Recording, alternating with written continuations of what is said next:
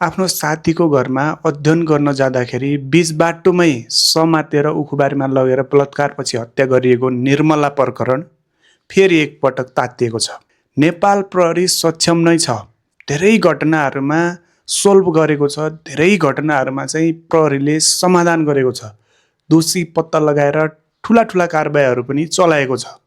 नेपाल प्रहरी असक्षम होइन, तर निर्मला प्रकरणमा प्रहरीले देखाएको असक्षमताले प्रहरीमाथि नै शङ्का उब्जिएको छ।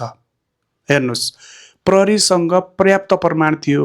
निर्मला प्रकरणमा चाहिँ घटना भएको स्थान र त्यो अवस्थालाई चाहिँ मजाले चाहिँ नि प्रमाणहरू जुटाउन सकिन्थ्यो, प्रमाणहरू सुरक्षित राख्न सकिन्थ्यो। प्रमाणका विषयमा पनि छेडखानी गरिएको, विभिन्न झुटा कुराहरू ल्याइएको भनेर धेरै समाचारहरू धेरै नागरिक स्तरमा आयो।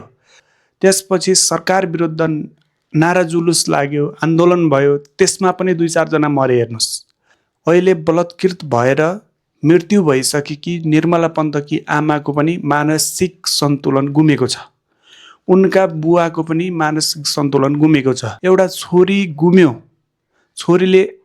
छोरीमाथि अन्याय भयो, राज्यले त्यसको उपचार गर्न सकेन अथवा त्यसको समाधान गर्न सकेन, उनलाई न्याय दिन सकेन।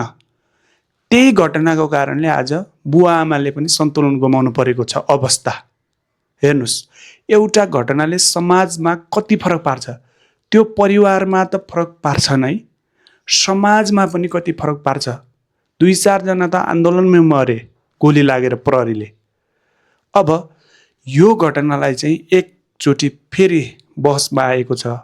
अब चाहिँ प्रहरीले दुधको दुध पानीको पानी गरी छुट्याओस् र दोषीलाई रुखमै झुन्ड्याएर गोली हान्न परे पनि समाजमा यस्ता घटना दोस्रोचोटि नघटाउने गरी उदाहरण देओस् कि बीच चोकमा लगेर दोषीलाई गोली नै ठोकिदियोस् के। यस्ता घटनाहरू सोच्दा पनि नसोचुन् अपराधीहरूले।